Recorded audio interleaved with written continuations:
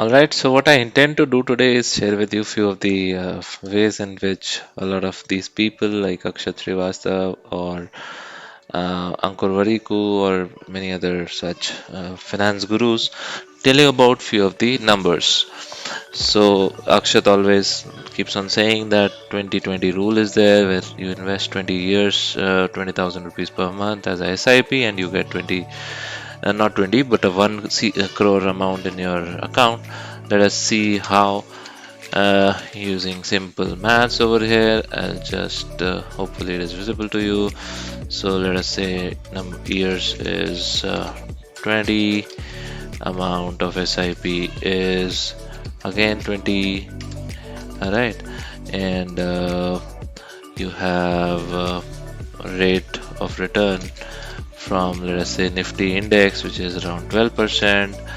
Why 12%? We'll see on the right side over here. I have a simple calculator wherein this is a date which was like 20 years ago. For last 52 week high, 52 week low, we have here that you can ignore. But for this particular date, like 20 years ago, whatever the price was and whatever the price is today, or maybe yesterday, the last close basically. So on basis of that it will calculate a CAGR. So you can also look at a 10-year CAGR, which is around 13%, a 20-year CAGR is around 15%, a 5-year CAGR is maybe a little less, a little more. So on an average in longer term, if you see, it has been around 12 to 15%. So it's safe to say that we have a 12% kind of rate of return. Even a 15% would look like a 12% only with taxes. So if you really see 15% into 0.7, which is after deducting 30% of tax, it would look like a 10.5% kind of a return after tax, actually. But okay, let us not get into the complication of the taxes. So let us see what would be the future value after 20 years. Future value after 20 years would be how much? We can use a future value formula here. Rate is what? Nothing but 12%. The number of periods are nothing but 20. And the payment amount, when it goes out of your pocket, it should be negative, and it is 20,000 into 12, which is the number of years. And it comes out to be these many pounds. Not really, because we are investing in INR. Alright, so let us go here and maybe select this, and you have 1.72 CR in your account. Alright, as per 12% rule, even if it was 10.5% after tax, it would still have been 1.45 CR. Even if it was maybe 10%, it was still 1.37 CR. Maybe it was 7%, it still would have been 1 CR. Okay, that means in a PPF also it could have been grown. It could have grown like this, but you could not have invested this much amount for 20 years in a PF, first of all. Anyways, going back, okay, let me just wrap these texts. Alright, so this was about the 2020 rule in a SIP. Now let me walk you through few other things that you can look at. So whether it is a good time to invest in the index, whether you again, there is no good or bad time to invest in a mutual fund or SIP. SIP is something that is supposed to be away from the ups and lows of the market, and you need not really worry about where the market is. But are there times when you want to invest more or less? Yes, there are, but how do you define that? So you can do something like this. I'll share a link to the sheet in the description as well, so you can play around here. What I've done is I've taken the number of years, which is 20, or whatever number you want to put it, number of days just for the sake of calculation of this date, which is today minus 7300 days, which is in 20 years basically, and 20 years ago, or whatever number of years we choose, let us say 10 years ago, what was the Nifty price, that would come over here. You can change the Nifty 50 to Infi, maybe NSE Infi. It takes the data from Google Sheets, Google Finance, so you should be a little cautious about the ticker that you type, because Infi is a ticker that is available both in India and in the US, so you have to type NSE colon for that. For something like Adobe or something which is only listed in the US, you'll still get the value in dollars. You would be aware of the fact whether you are looking at a US dollar number or a Indian number that you should be cognizant about. But anyways, you get to see a CAGR in so many years. In 10 years, Adobe gave a CAGR of 30%. Maybe if it was Tesla, it would have given a little bit more or less. I don't know. Let us see. 67% it says. Wow, that's great. Nvidia would have been even more or less, I don't know, but it's, yeah, 49% here. Now whether it is the right time, wrong time to invest in this stocks, if you are concurrent on the story of the stock, if you want to stay long in the particular stock, if you have trust on the particular stock you have been investing through SIP route, if well, how would you take a decision whether you should invest more or less at this point in time? A simple calculation that you can look at is how much down it is from its peak. So its 52-week high was what, 346, and it is at 181, so it is almost 47% down from its peak. And this could allow you to take a decision. Basically, if it was Microsoft, how much down is it from its 52 weeks high? Just 9.7%, so not so down. But yeah, it can be a good direction for whether to invest or whether not to invest in the particular stock. If it is like HDFC Bank, which is a NSE stock, I believe, yeah, it is coming in INR itself, and yeah, it has given a CAGR of 17%. It is still 16% down from its peak. Maybe if you really believe in the story, you can still invest a higher chunk of money in at this point in time. Yeah, this basically just gives you an idea. And again, just to look at what this formula is, it's taking an index of this particular formula, which is Google Finance, a stock ticker, the price, and then the particular date, which is this date. So what it is showing is, it is showing starting with that particular date that we have from 10 years ago till now. Every day's price is what you would typically find in here if you type this formula.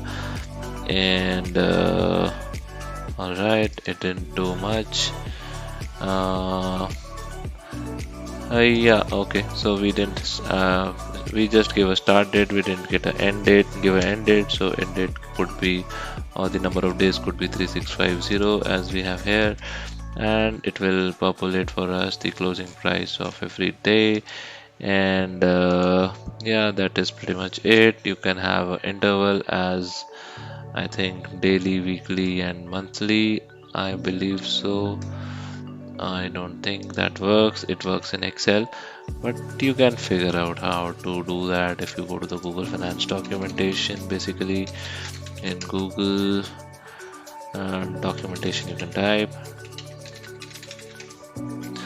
and possibly you get something here. And yeah, interval, how do we need to type? You can check. Interval is optional. It can be daily or weekly, or maybe interval can alternatively be specified as 1 or 7. Other numeric values are disallowed, so it can be just daily or weekly. So alright, so 1 or 7 works over here, so maybe I can give it a 7, and probably it works, and it does. It gave a weekly number possibly. Alright, doesn't really matter. Okay, it's not given a weekly number, or did it? No, it didn't give a weekly number, it just gave the data for 7 days. Let's say this, and then the interval is 7. Hopefully it should work. No, it did not. Alright, whatever. Okay, and okay, J7, J2, and yeah, it could have been weekly, I guess. It is, but it doesn't work. Alright, whatever. So let's leave that around. But essentially, you get the form, the gist of it. This is the price which was on this particular date, and this is 52 weeks high, 52 weeks low, and how if this is a high 52 is a fat again. This you can find in the documentation itself, the attributes and others, what all attributes you can have. So yeah, there is a list of attributes I believe here. Attributes, common attributes. These are the common attributes: price, price open, high, low, and all of these. Okay, currency shares, change percent, beta, low 52 week low, 52 week high, earning per share, price to equity ratio, volume average, data delay, trade time, market cap, volume, low, high, OHLC basically, open, high, low, close data. So all of these things you can find in the Google Sheets thing. Don't need to worry much about it. Let's leave it at that. Coming back, okay, a lot of people have questions about how does the PF work? Does it really help? Does it not help? I am not sure. The numbers can show you. It's a simple PPF account. You have it for 15 years. Approximately, you are getting 7.1% as of July of 2022. Yearly investment you're making 150,000. So let us just remove this and again type in the formula, which is future value of at the rate of 7.1%, and number of periods is what 15, and we are putting in 50k every year, 1,50,000 every year, and you get 37 lakh at the end of the tenure, and this is tax free. Again, comparing to something else, if in even 11% return with taxes would be what, 11% into 0.7, which is 7.7%. So it's almost equal to a 10.2 kind of a return, somewhere near that. You get the gist of it. So whatever you, if in 15 years you're getting 10.2% in your mutual fund, it is equivalent to what you'll get in a PPF. So that's not as bad as it may look like on face. So yeah, you can choose it as well. EPF is what your employer is contributing to your PF account and what you are contributing to your PF account. Again, that is also giving like a 7.1% kind of a return. There is something called as the ESPP, Employee Stock Purchase Plan. Let us say you are investing 30,000 per month in that. How does that work? Okay, let us say you are able to generate a beta or a, interest or a return of 15% of that over a period of 20 years. How does it look like? Right?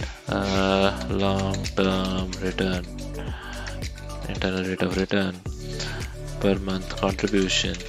And again, in a ESPP kind of a kind of scenario, we also are getting it at a discount. So, in case you're planning to keep it for a long term, how does it look like? Future value of the rate, which is this, and yeah, number of periods, maybe 20 or maybe even more, and yeah, the payment amount is this into 12, and there is no present value. So, this would be how it would look like 20 years down the line, 3.68 cr.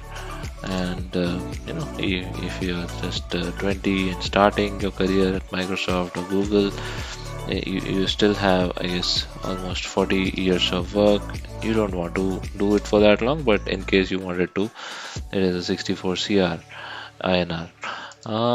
That's about ESPP, about RSUs. Again, if you wanted to calculate, like I have got 200 units of Microsoft, okay, and let us say you wanted to multiply it by the price of Microsoft today. Google Finance is what you will use, and ticker is what, MSFT.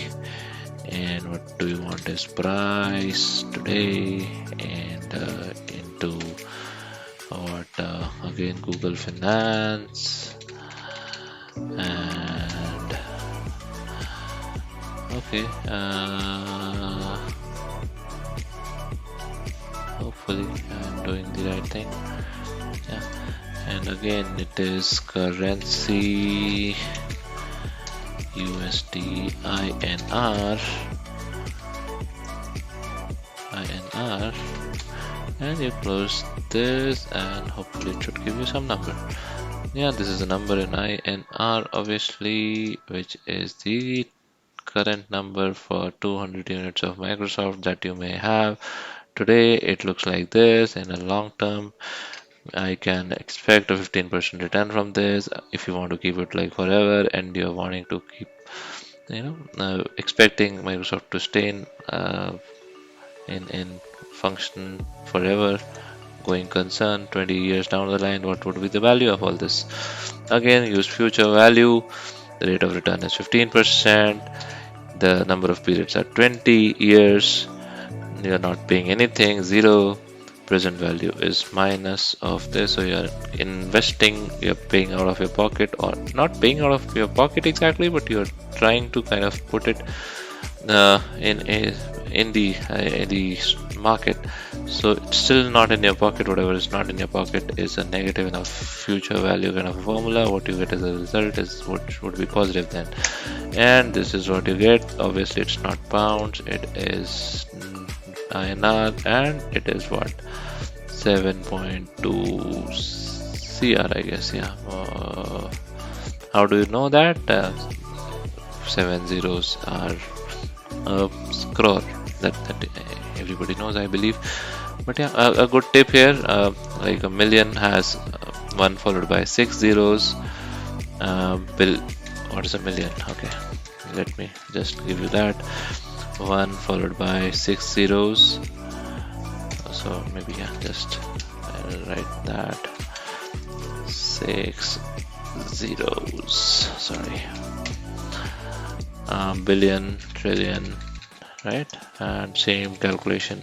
I am sure most of you won't need it ever, but all of you rather know it. 9 zeros and 12 zeros is what you'll have for trillion. Now similarly for it works as 1,000 lakh crore in Indian system.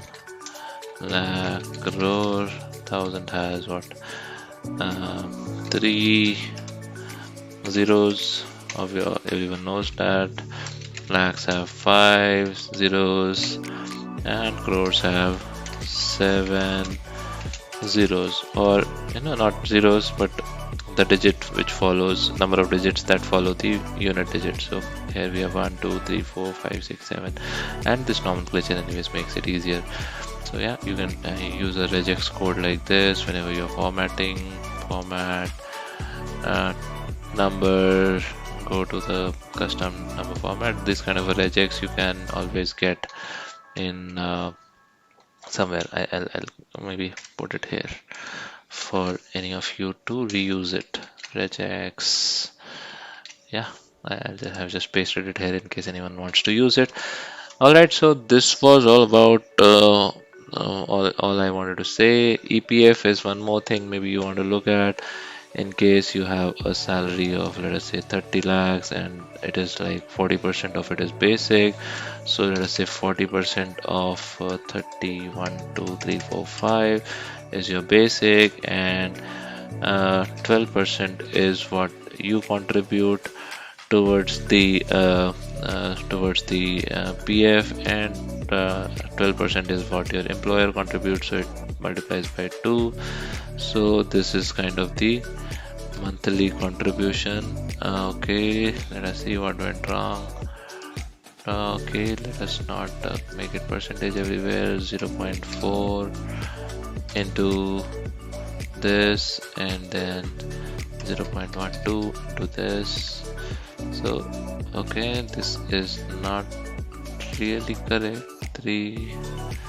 30 lakhs was your this thing, then 40% of it was basic, 12% of it was this, and yeah, this was yearly number. So monthly you're contributing this much to EPF account if your salary is base is this much, right? So maybe I'll write a base amount here, 30, 1 2 3 4 5, and maybe use it here. Yeah, that may make your life more easier, so you can just edit it here and you're good to go. Alright, so this is the yearly rate, and now what is the PF rate of return in India? EPF rate of return, let us check that. Rate of return right now. It is somewhere around 8.1%. Alright, let us take it as is. Okay, it can be less or more. Rate is what, 8.1%. And let us calculate. If you are 20 years old, 21 years old, and you are, yeah, obviously let us take it to another sheet. Actually, what I'll do is I'll take in a bit of appreciation also on that. So let us say your salary is increasing by, let us say, 5% each year, yearly increment.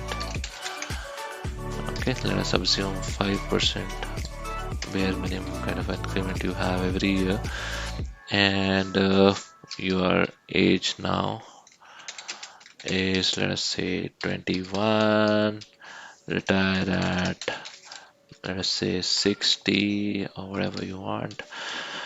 And okay, so investment, return, or maybe interest, and fine at the end of the year. What is the amount, right?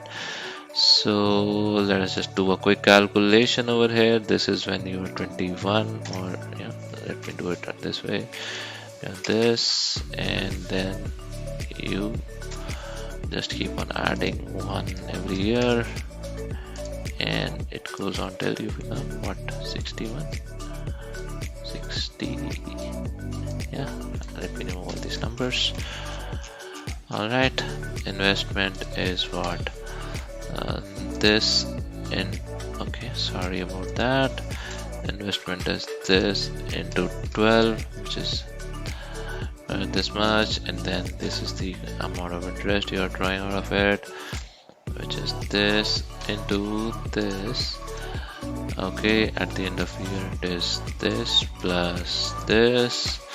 So is there an easy way to do that? Maybe there is. In case you are aware of it, please let me know. I am not, so I'll just do a manual thing here and just drag and drop the cells. Okay, so investment was this one, this much for year one. Let me just format the numbers as INR, or maybe do it for everything else.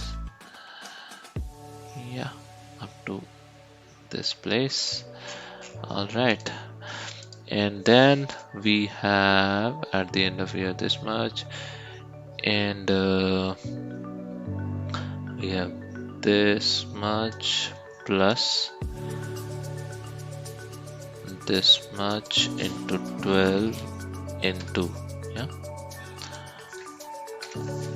into 1 plus 5%. Let us do it F4 so that the cell gets logged, and yeah, this should be it. So we had this amount plus 5% increment of this one. Let us just do a double check if we are doing it correct. This into 1.05 into 12, and this plus this, 613728. Yeah, we are doing it right.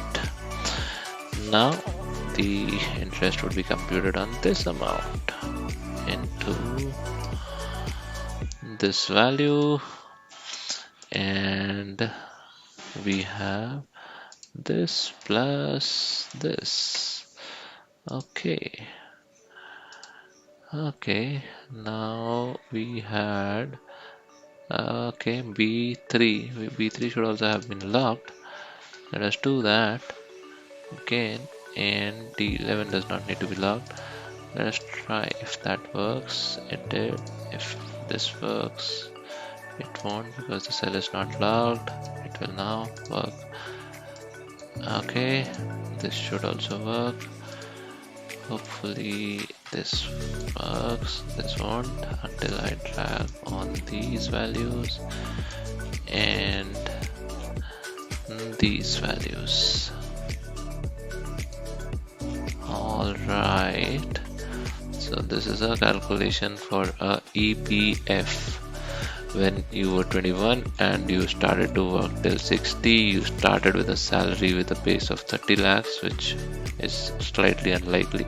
Let me make it a little bit more realistic. 20 lakhs. Okay, you started at 20 lakhs with a 5% yearly increment, and okay, let me do it. 16,000 INR is what you were contributing yearly, is it? Yeah, yeah, this is what you're contributing yearly with yours and your employer's contribution, and you're planning to retire at 60 basically. So for how many you get a count here. So for 40 long years you are invested in in EPF. So what has EPF given you in the end? This is the number you will get in the end. So this is what, 5.7 CR, is it? Yes, it is. But one thing you need to be mindful about is that this also gets adjusted for a, let us say, 5% of Mengai every year to the power of 40, sorry. Yeah. So this eventually would be what, 74 lakh? Yeah. In today's buying parity terms, this would be the number, but yeah, in gross terms, this would be the number, 5.7 CR. Yep. So that's pretty much it, and in this way you can do a lot of calculations and look at how it would help you. Also, for even if you had this kind of a number, how would you spend it and what it could derive for you every year. As per what Mr. Akshat Srivastav says, if you spend like 4% of this every year, you still can have that entire capital intact and still live a decent life. So yeah, maybe this much per year. Okay, divide by 12 did not work, or maybe I did not put divide by 12. So okay, not a great number, but should be okay. If it was this one, it would have been 1.92 lakhs, but yeah, depends on what kind of buying parity you have then. And let us say you were a little aggressive and had a 10% increment every year, this could have been a better number, but yeah, not a lot of difference, because the inflation of 5% is 5. How I got this 0.95, because I am talking about 5% inflation. So 1 minus 5% is 0.95 to the power of 40, because of the 40 years we have over here. So yeah, that was pretty much it about some of the basic calculations around stocks, SIPs and whatnot. This is another one I mean, you need not look at it, I'll just remove it. So yeah, this was a PPF calculation, and then we looked at the ESPP calculations and some bit of RSU calculations. Also, I'm not sure how much it helped you, but in case it did, feel free to comment and do whatever you want to do with this. Alright, thank you. Have a great day. Bye.